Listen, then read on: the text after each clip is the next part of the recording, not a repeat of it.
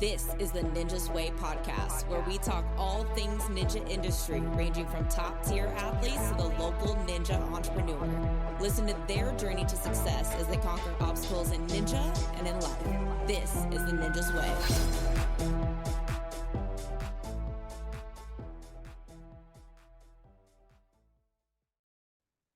Welcome back, everybody, to the Ninja's Way podcast. And I am on here with Jake from Conquer Ninja, our co-host, and Chip from Ollo, a up-and-coming new ninja shoe brand. He is the founder and the creator. So we're going to hop into some stuff about his shoes and a little bit about him. We got to talk a little bit about you and this brand when we were at the UNAA finals. But I'd love for you to just share first your experience with yourself in the shoe branding and how that all came to be. It's a long story, but I'll try to keep it brief. When I was studying industrial design in college many years ago, and Reebok had a design competition that I entered and happened to be one of the winners, one of the 6 winners. So I went to Stoughton, Massachusetts and did a summer internship. Really fell in love with footwear design. Prior to that, had really no interest in shoes or sneakers. But yeah, it's fascinating to me, the confluence of industrial design and performance design. Anyway, when I got back, when I graduated, I worked for a design consulting firm for a couple of years. Left there, started my own design consulting firm. I ran that for 16 years. And we did work for mostly action sports brands and street fashion brands. Some of our big clients were Burton Snowboards, Reef, which is a surf brand, DC Shoes when they were super hot. We did work for a company called Fight, FEIT, is a London sort of streetwear brand, but worked with tons of the top athletic, again, mostly surf, snow, skate kind of industry brands. And then actually opened 2 retail stores too, where we were selling different types of footwear and streetwear. And then I was thinking, like, we've gotten really expert at doing this for other brands. What if we started a brand? And so we started thinking about what that might be. One day, one of the guys who worked with me saw a parkour video on YouTube, and that's what started it. So we started building Ollo. It's about 10 years ago. Shortly after, shut down the consulting firm just to focus on Ollo. We introduced with a parkour specific shoe. And then during that time, I was always interested in ninja, always watched the TV show. My daughter was a big fan of the TV show when she was little. Some ninjas actually wore our first shoe, which wasn't a great ninja shoe by any means. That shoe ended up disappearing from the show with the advent, or let's say the adoption, of the New Balance Crush Foam Zante, which was a little bit of a challenge. So how do we build a shoe to get back into the space? So we started on that about 3 years ago, designing our Sapien X shoe. And we have been working on that with Sean, the Papal Ninja. He's been a really great critic, I would say, and really honest with us on where the shoe was falling short in the prototype stage. And really, he really drove us to making sure that we introduced a shoe that was what we believe to be the best shoe. We'll see, time will tell. But it certainly hit all the benchmarks that we set for it. We really benchmarked the Zante version 2 as the shoe to beat. And yes, after a few years of development and struggling with getting the rubber compound where we needed to be, we finally connected with Michelin, the tire company, a couple months before we found success. So I think we've been working on the rubber compound for 2 years and kept getting closer, but we weren't good enough. And then once we got engaged with Michelin on developing the rubber, within 2 months, they had it for us. So we introduced it in April, I believe, late April, early May. And so far, the feedback being at that show was super insightful on all sorts of levels. But one of the big things that came from that for me was just the validation of what we've been doing and hearing so much positive feedback and just detailed feedback too, which is really helpful for us as we continue to develop our shoes. How have you been testing these, or in the early stages? How were you getting some of that feedback, or what were the athletes saying? I think you mentioned one of the ninjas. How are you getting that feedback? We were sending out prototypes. Let's say the first thought on designing a shoe was based on my experience just making athletic footwear. So by that, the last, which is the form that the shoe's built on, that's really the foundation of the shoe. And it's really critical how it's shaped, the stance of it, the toe box, the heel drop, all those kinds of things. And we worked with Jones and Vining, which is a 90-year-old American last making company. That's what they do. They make shoe lasts. They have massive knowledge on it. So we worked with them to develop the last specific for the shoe based on my overall knowledge again, and then made some prototypes and started sending them out to athletes. And the first ones are never good. They're as close as we can get without the real knowledge, which is the critical knowledge, right, from the athletes. And I would say so we started working with about 5 or 6 athletes. The first samples we sent out, some people were complimentary of the first ones, and I already knew they weren't good enough. But that's the psychology of it. They're kind and they're gracious because you sent them a pair of shoes. And so they're like, yeah, these are great. But that's really not what we need to hear. We like to hear that, but we also need to hear what needs to be improved and what's wrong with the shoes. And so it narrowed down to Sean primarily was the last one who we needed his sign off on it. And he basically said that he wasn't going to wear the shoe in competition until it was better than Zante. And I get that. If you're competing, there's no reason to wear anything but what works for you. So yeah, that's really the process we went through. Sean tested countless prototypes. I think we went through 35 different prototypes at least until we got his signature that it was time to go. I love how detail orientated that you were with this of seeking the honest feedback, right? And it is hard to get people to give you that hard truth, but it sounds like you found some individuals that were really going to be honest with you about it and not afraid to go back to the drawing board and redesign it. You talk a lot about using athletes as this vehicle to get this testing feedback. Is there any particular standard or thing that you're looking for when it comes to choosing an athlete? I think when we embarked on this, we worked with who was willing to do this for us because it's a lot of work, a pretty big time commitment for not much reward. So I think what we find is because of that, people are passionate about the sport. Let's say even protective of it, right? And so that's really helpful too, because then you know that you're going to get critical feedback. I think it just sorts itself out as you go, right? The thing for us is anything that we can fix, anything that, let's say not fix, but anything that we can perfect before we put it into production, the better off we are. I did hear from a couple of people when the Zante fell out and you couldn't get it anymore. They're like, hey, it's good enough. Like just introduce it. And as you go, you can keep improving the rubber and don't worry about it right now. And I don't like that idea at all. I'd say it's more stressful to do it the way I like to do it when you really feel good. It's more stressful until you actually release the shoe, because then that you did everything you can and that you listened to the athletes, you did everything that they suggested to make it better. They actually tested the shoe and they were able to say, yes, this works great on the warp wall, or this works great on spider climb, or this works great on balance obstacles, or it works great on everything, right? That's what we needed. It's lighter than the Zante. It's lighter than some other shoes that are out there. Flexible. It's got all these qualities that we know are going to make it a great shoe. Then the big investment for us is the production, the tooling, making the molds for everything. And I'm starting production. It's expensive. So to make something that's pretty good or pretty darn good, but not great, and then explain to customers that we're going to make it better next time, it's a whole nother thing. Like you have to spend energy convincing them, the athletes and consumers, that the product will be better next time. And then you have to worry that what if Zante comes with New Balances? You know what? We should have paid attention to this ninja community. Let's reintroduce the Zante. And then suddenly we're the second best shoe in the market. That doesn't do anything for us. Yeah, I think it was just like the goodwill of athletes. We sent out messages to certain gyms. We're like, hey, we're doing this thing. We're making a shoe for you guys, and we need people that will come in and dive in.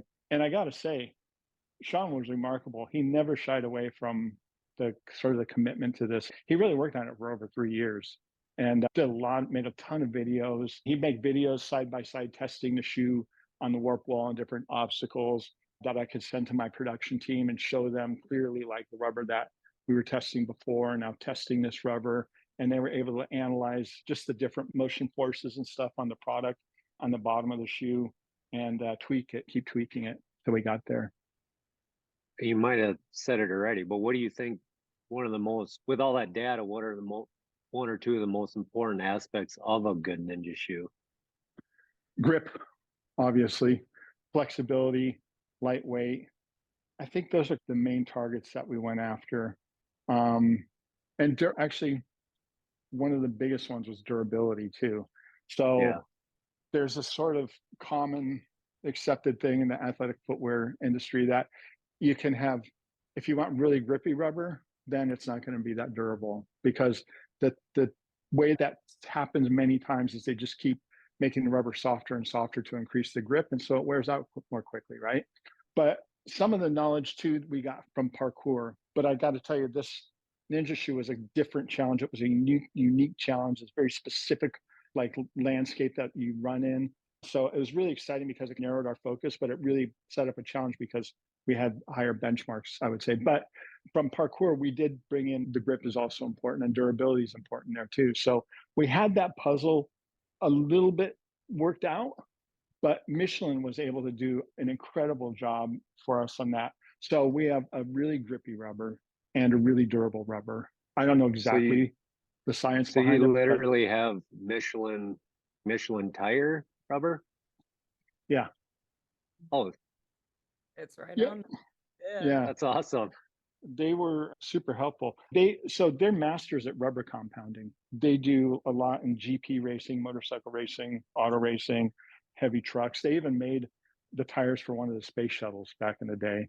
So they have this massive access to just compounding, and how you mix it and the different things in it. So all I wanted to see is, I didn't really need to learn all the formulas. I just needed to see Sean uh, be happy with me until it works. But yeah, it was remarkable. We wouldn't, without Sean and without Michelin, we wouldn't be having this conversation, because we'd still be spinning our wheels.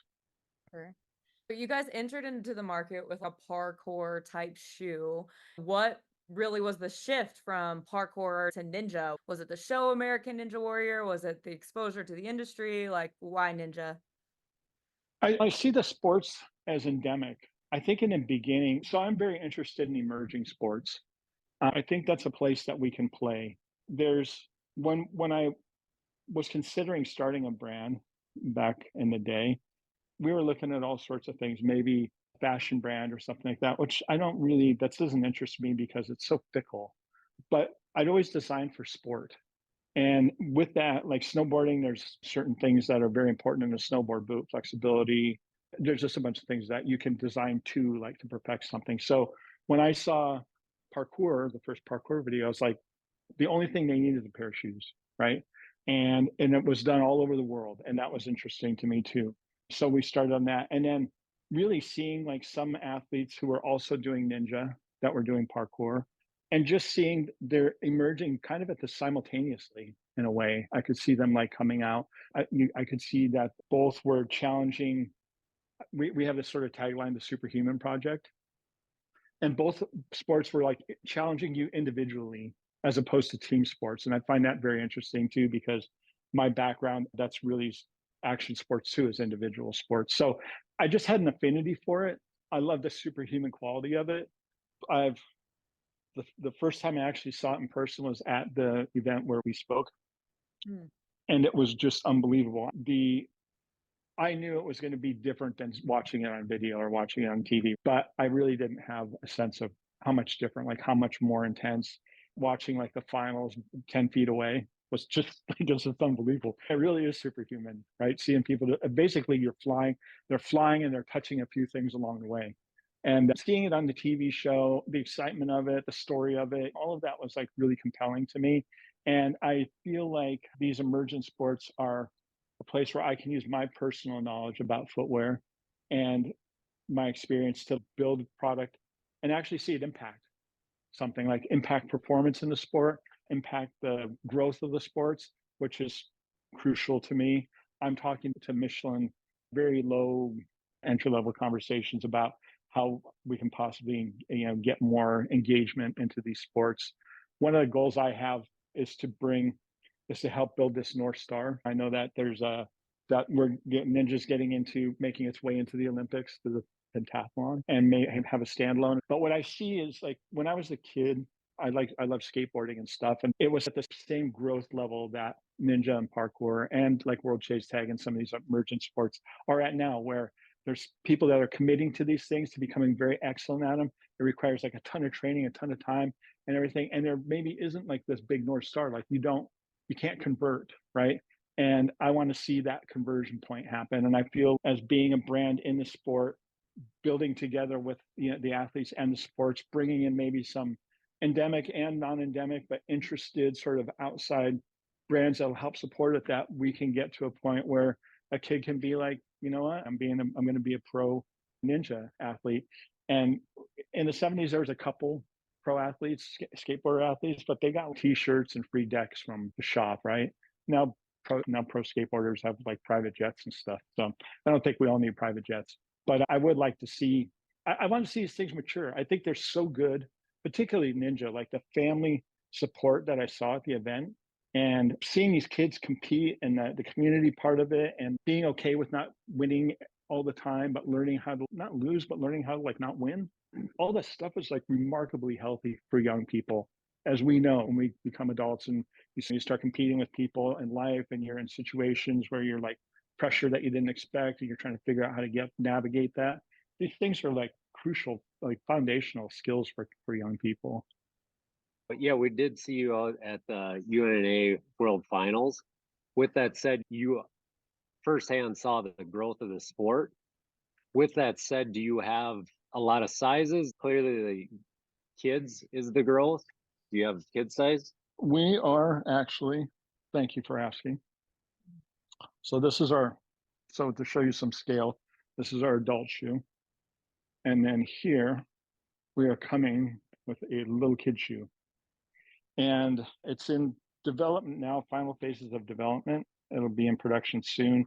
We should introduce it, I would say, end of October. That could change slightly because there's a lot of variables that go into this.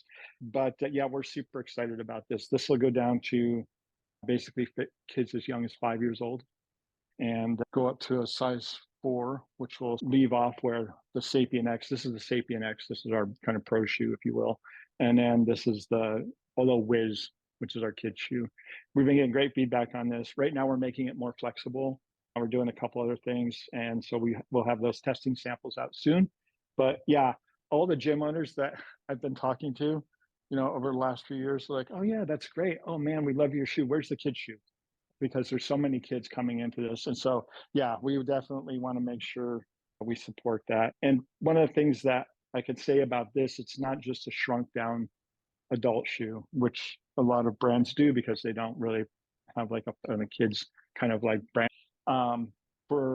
I worked with Tom's Shoes, which is a brand that for each pair of shoes they make, they give a pair of shoes to a kid in need.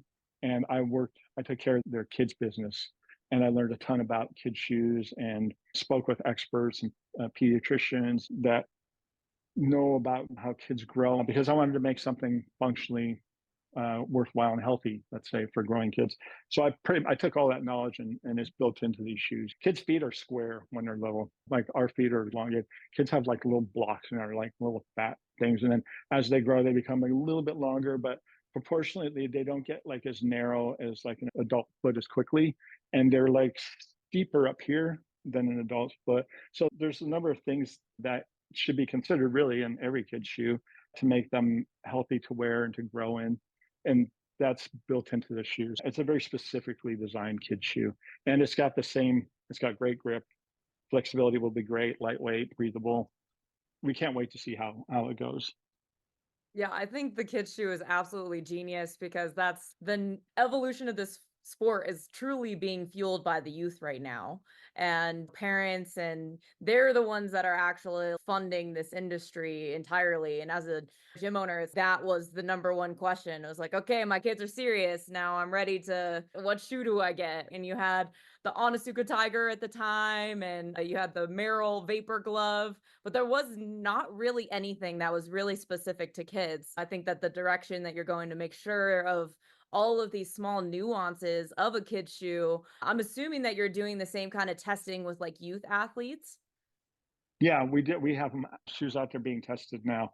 And it's a riot because I'm a dad myself. Just the idea of getting feedback from a 5-year-old cracks me. They're just excited to have, yay, new shoes and they're red, woo. And so one of the taglines that we had at our stand or at our booth at the UNAA event was jump faster, run higher. And that is a reference to a shoe brand that was out when I was a kid called PF Flyers.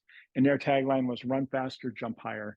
And I swear to you, when we got a pair of PF Flyers, we were 100% sure that as soon as we put them on, we were running faster and jumping higher. There was no question about it. And so I just did a play on that. I don't know if it really landed because that was a long time ago. But anyway, the idea though of testing with kids is I think when they get the shoe, they're like, yes, they test, they run in it and they're like, it's a me. Oh my gosh, I run. In fact, there's a little girl that was at the show. She was fire. She was amazing. And her mom was there and we put on a pair of shoes and she said they fit. And I could tell they were too big for her, not like extremely big on her, but they were too big for her. But she knows they fit her fine. And she just tore off. She was gone. Like she was running across the hall. She disappeared into a bunch of people. And all of a sudden you'd see her come out full speed out of another bunch of people and run by. So yeah, the feedback is really being interpreted by the parents or coaches that are testing the shoes. But we're getting good feedback. Same thing. Some of it is, it's hard, especially with kids, to get them to be critical, which I think is a good thing. But yeah, we've been getting good feedback though. We've been getting stuff that's been really helpful. The reason that we're making it more flexible is because that was a call out from, a couple of the kids that it seemed like it could be a little bit more flexible. But the things that they will talk about without too much prodding is if they fit, if they're comfortable. And I think kids automatically will put it on and say it's too small if it's too small. If it's too large, maybe not. But if it hurts their foot or if there's a seam that's pressing somewhere, they'll do it. The other thing is observational, and ask the coaches, some of the coaches that are testing with the kids, just to see after a day or the next day or something, 2 days of testing or something, just put them side by side with their shoe and see what they pick up. And if they pick up the shoe that they've been wearing and they've had some time to try this out, then you can ask them, what do you like? Why are you wearing that shoe? But yeah, we're getting feedback, and it's a different process. Kids are a riot, so I get a kick out of it. But yeah, it's been helpful. And that does really define our introduction date. So we're shooting for late October, and it's likely that we'll get there. But if we find something, we still have a few weeks of testing. And if we find something that we need to tweak a little bit more, I will take a little bit more time to make the shoe right. You talked a lot about functionality. What about, and that's part of the new shoe effect, especially for like in the ninjas, like you say, they get super excited. The functionality is one side, but how about the style of it in the sense of as you are going to roll out the full production, are you going to have multiple different looks, same style, just different looks, colors, things like that? Because for me, I'm just asking from experience, like if the shoe looks good, I'm going to wear it and suffer if my feet hurt no matter what. But if it looks cool, it's cool. Yeah. I think on the adult shoes, so I'm hopeful that my sensibilities about the design, the aesthetic part of it are good, right? Because I've been doing this for a long time, and I think I know that space. Of course, one thing won't appeal to everybody, but we will introduce. So we have now this color. We have a shoe that's pretty much all black, or it's like black and gray, dark gray. We have the white shoe that we're introducing in October. It's actually going to be all white. The bottom's white, the whole thing's white, because that's cool. what the style people really want. And then on the kids side, we're introducing the shoe in a number of different colors coming out of the gate. No, those look good. I like those. Gray and white. Yeah, so I think one of the challenges for a small footwear company is inventory. And it's a really tricky thing to figure out. So when I ordered the first Sapien X, Sean told me to make sure we ordered a lot of smaller sizes, like from size 4 to size 8. So we'd have sizes for kids, women. And so anyway, I ignored his advice because I'd heard that with our Ninja shoe, and it never proved to be true. We always sold like much more from size 9 to size 12, let's say. So I ignored Sean's advice. I did it the way we'd done it with the Ninja shoe, with the parkour shoes, and he was 100% correct. And so we have another production order in right now, and we're doing it that way because we sold out of the size 4 to size 8 really within 3 weeks. And I thought in my mind, from like inventory planning, I thought we probably had enough for about 3 months. So that's a good thing, but it's also not great because you lose like momentum and excitement, right? People are like, oh, I love that. And then they can't buy the shoe for a few months. But anyway, with the sort of that inventory challenge, as we grow and we get more sense of what the market size is and how many shoes we sell and that kind of stuff, we'll be able to introduce more colors and more style. We're actually working on a prototype right now, and it's very early stages. It's like a level up, let's say the like a extreme or elite kind of shoe. I don't know what it would cost yet. I don't know exactly what it is yet. We have designs for it, and we're starting to build some prototypes of it. But we'll see, and we'll see if it makes sense to introduce it. We'll keep evolving this shoe as we get feedback. Each production, we have an opportunity to like tweak little things. But I could see us dropping this shoe in many more colors, and I think that's important.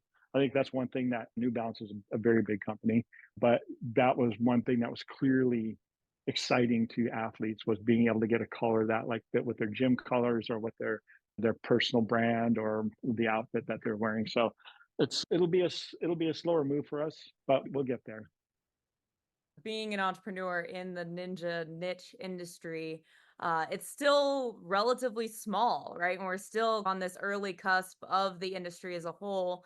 For you personally, do you think that there is enough to continue like the supported growth of this? And then how and what avenues do you feel like for Ninja specifically you're planning to tap into to see that grow for you and your brand? Yeah, I think there's growth for sure. I think it needs to be fueled and supported by brands. Olo's still a tiny brand, but we'll do our part for sure. But the thing that I think is compelling about Ninja is it just requires you.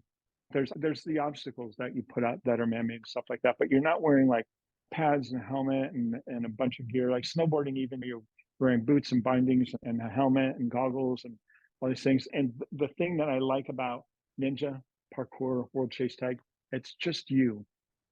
It's just you and it's your training. And I think that translates, the appeal of that translates to a broader market, hence the popularity of the TV show, right? I thought about this one time in these terms. If you see some skateboarder do the mega ramp, right?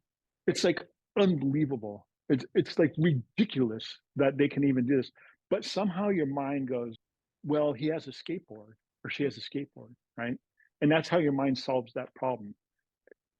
And so if you see like somebody do some super mad run in Ninja or parkour or something like that, it's just them. So that's pulled from your like brain analytics. So it becomes very exciting. It's wow, you actually can see like the challenge of doing something like that because there wasn't anything in between them and the obstacle or the movement.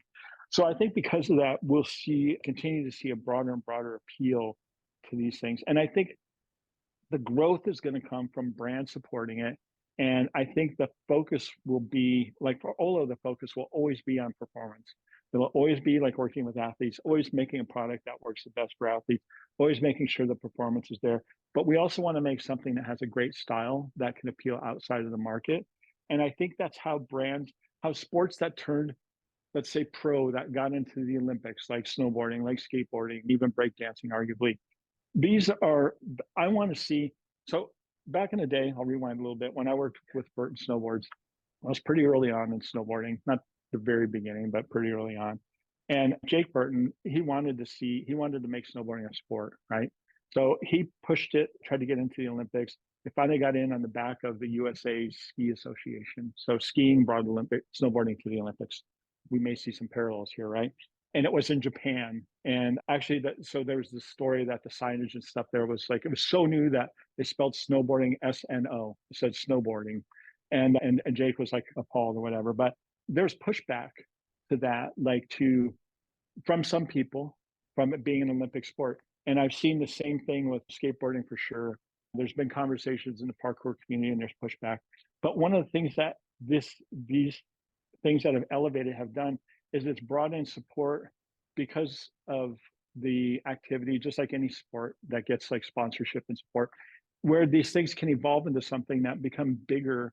And it's not just the athletes that it's appealing to. I'm not saying that's the case right now either, but you have this aspirational audience that people do these things and you're like, I aspire to that. Maybe I'm not even going to train to do that, but So it's an aspirational or lifestyle kind of thing. Now, if you look at a brand like DC Shoes or Vans, let's say, they sell probably 90% or more of their product to non-skateboarders. But who they're selling their product to are people that love the lifestyle, appreciate the lifestyle, aspire to it, love the brand. And the reason that stays healthy and, let's say, honest and authentic is because the brands that do it right, Vans, I will say, they always stay focused on their core. They have the Warp Tour, they have Vans skate parks all over the place. And I see so many more gyms being parkour gyms being ninja gyms being built and expanding, and the sport growing. Like I wasn't aware how big the sport was, let's say, underneath the show with all the leagues and everything. It's massive. So I don't see it going anywhere, but I think it's going to need, there's a tipping point where maybe brands like Ollo, who can help a bit, can actually help bring in the awareness to other brands that maybe will help support an authentic way and actually grow it. And it'll be in the Olympics, and it'll be something that we're talking about 30 and 40 years ago, like what Ninja used to be like. That I would love to see that. And I think that's an exciting place to play, right? To be involved in something where you're not just going, okay, we're going to make 8,000 shoes and we sell them all for this much money. That's something to do, but it's not that exciting, really. What I hear you say, you're essentially like the ninjas around the ninja gyms now, and anybody in ninja, you are on the forefront of really the exponential growth, and you're really help shaping the culture of it. And that, I think that's what you're speaking of with like the skateboarding aspect and those things. I'm wearing a pair of Vans right now that I work in because they're comfortable, but yet I know, like, I haven't skateboarded in years, but that's where it came from. Yeah, and you relate to it. And I think we're going to see more and more of that. And I think it's, again, I think that the piece of this that's unique with, I call it movement sports. I've seen this umbrella term for La Ninja, parkour, World Chase Tag recently, and some other things. Even some people even think of breakdancing as in this space.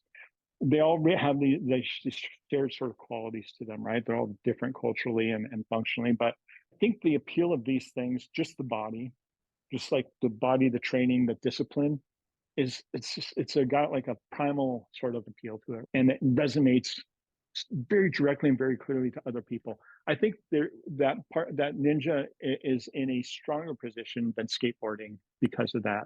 I think that the appeal I'm talking about, right? Like we're seeing these things and they're like really exciting, impressive, and it starts to draw people to that. It's also, these things are also healthy and beneficial, right? So I think all sports is, right, really, but those are the things that draw support around it, right? Those are the things that make parents go, yeah, let's get our kids involved in ninja.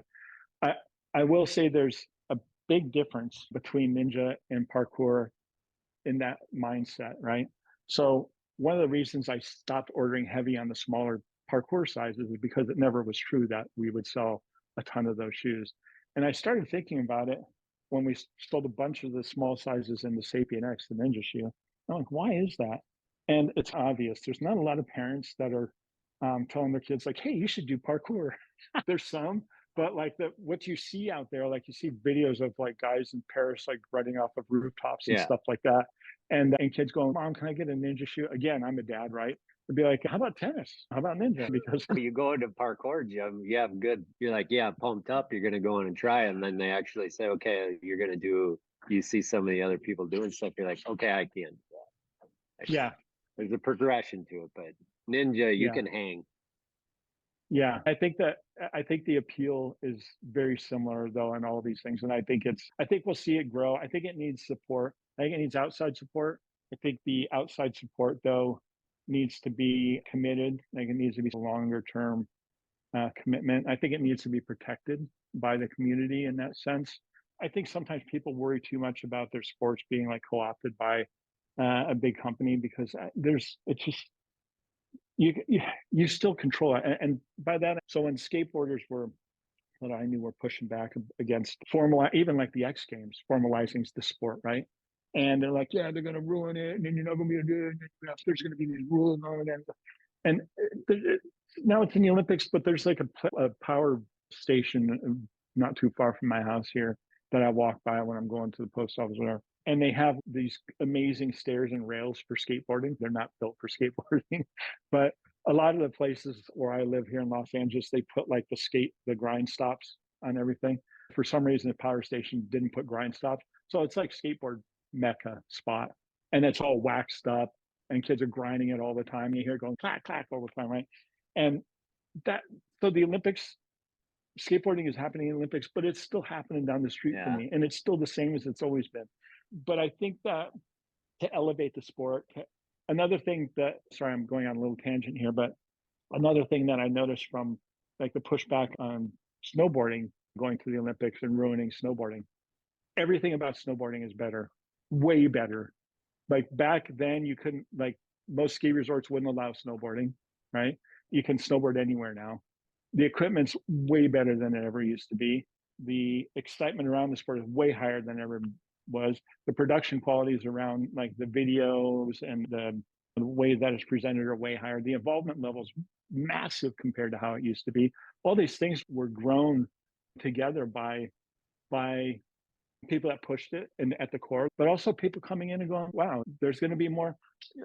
I don't think that Ollo will be the only ninja footwear brand, maybe for a little while. Arguably, we're not even now, but I think as we grow, like you'll see more people come into the space, and what that's indicating is more that there's more interest in it, and there's more love for it, and there's more support for it.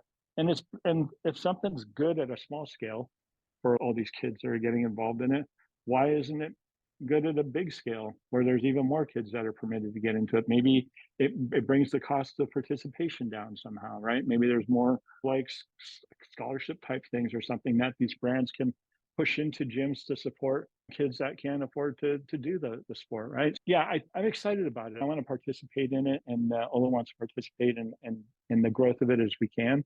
And I do believe from my experience with other sports that we'll see more support coming in. Absolutely. And we've had a lot of conversations with people that are in the leagues or their ownerships of the leagues, and they also see this future where the big brand kind of swoops in and saves the day, as it were, which we could argue that will or will not be the case for Ninja, or if it's going to save Ninja or not. But I'm curious of your thoughts around the league. I know that you guys were at UNAA this year. Do you guys see yourself as leaning into partnerships with these organizations, or do you think that maybe that's not quite the route for your brand? I would have to claim a little bit of ignorance still at this point. I'm still learning what the leagues are. I would say that They're still my learning what they are too.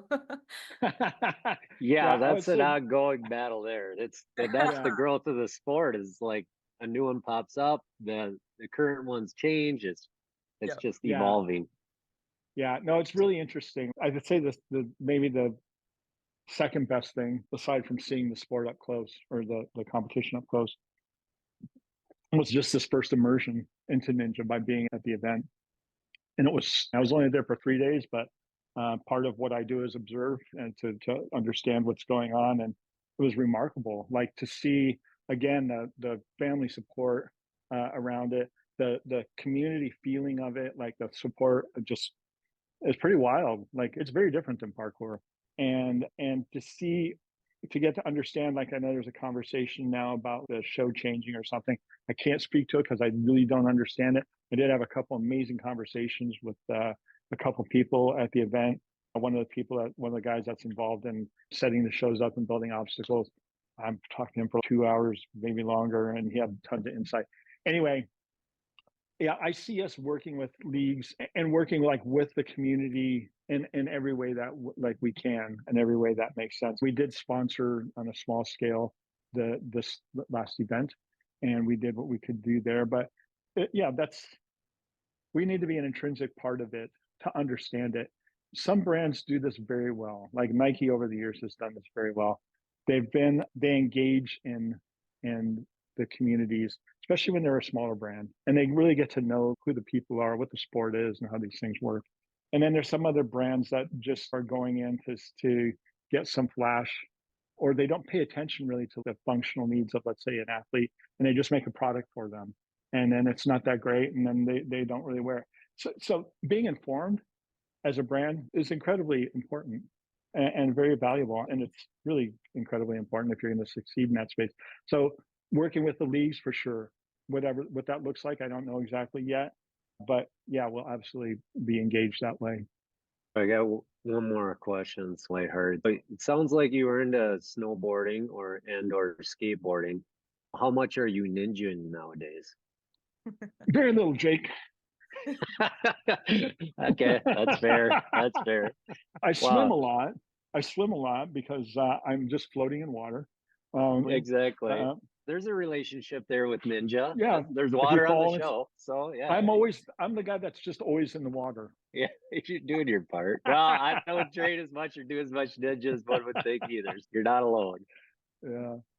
And it's harder to Yeah. get into at an older age, and kids, they're just like made of rubber these days, so it's so much easier for them to get into it and become really good at it really quickly, whereas Yeah. adults have a much greater challenge at developing the grip strength, and they try it the first couple times and they're like, wow, my joints hurt, like, so Yeah. like a heavier challenge for adult athletes getting into ninja. But we'll end with this. You've been a long time entrepreneur. You've owned a consulting company, you've worked for other companies. Now you are building this brand. What advice would you give maybe to somebody who's trying to break into entrepreneurship or break into building their own brand, maybe within Ninja or maybe just outside of that? With all of the years that you've had as an entrepreneur, what advice would you maybe give to them? I'll start by saying that if somebody is seriously looking to embark on something like this, I would be willing to have a call with them to talk about it. As a broad stroke, I would say if you're going to create a product for a sport or something like that, or if you're going to create any kind of product for any activity, try if you're solving a problem, then you've got something, right? If you're making a product that works better than another product. Sometimes I've seen, and occasionally I'm a guest lecturer at USC. They have a program there. They have a program there about entrepreneurship and design and stuff. And one of the things that I tell the students there is if you're if you're looking for a problem, if your product is looking for a problem to solve, then it's not really probably worthwhile. If your product is solving a problem, then that's something that's worthwhile. I think that would be something that would be important to look at. I think the other thing is other people have done it. Like you can do it. So the thing that is important is to learn as much as you can about what you're doing. Talk to people who can help you. Almost anybody will call you back if you need their advice. I'm almost sure of it. Be clear about what you want to do. Learn everything you can about it, but don't wait until you have every single detail of it figured out to start because it's going to change anyway. So I've learned that over many years, right? That's why I worked really hard to make sure that the shoe was really worthwhile before we released it. But I could have been like, we need to keep tweaking it for another 2 years or another 3 years. And the problem with doing it that way is it just doesn't get out there. It needs to get out and circulate. So working with Sean and a couple other athletes, I got very focused feedback from 2 or 3 people. Now that the shoe's out there's 1,000 pairs or so out on people's feet. I'm getting this broad feedback from a broad group of people and like groupings of people like, what if this? And if you see that comment happening with 20 or 30 people. So it starts expanding your knowledge of your own product and then you can start making it better. And you need to always do that to be competitive. So yeah, have the knowledge, make sure your product has meaning or a reason for being. Talk to people who maybe have expertise, have a good plan. Don't be impetuous. Don't be like sloppy, but also don't like just get stuck. Get it out there and then be ready, be open-minded, be ready and willing to like go, okay, actually the group of people that I thought would like this was like this very specific group, but actually the people that are using it are like a little bit over this way or over here. Well, go find out why. And then maybe that's the right market. And if you don't get it out there, then you never find out, you never get that feedback that you need. Yeah, absolutely. I think there's so much good advice in there for people who are maybe at the start of this. So appreciate that. So, Chip, how can people get in touch with you? How can people buy one of your shoes? Where do they go? If they go to ollo.ninja, so www.ollo.ninja, that's our site. And I think on there is a email contact form, I believe. But people can always get in touch with me through our social media. Find ya. Ollo.ninja is our handle on all of our social media, Instagram, stuff like that. Direct message us there, and I'll get your message. Thank you so much for Amazing. your time, your insights. I think there's a lot of golden nuggets in there for people in the community. Yeah, I really appreciate you guys having me too, and happy to talk more anytime.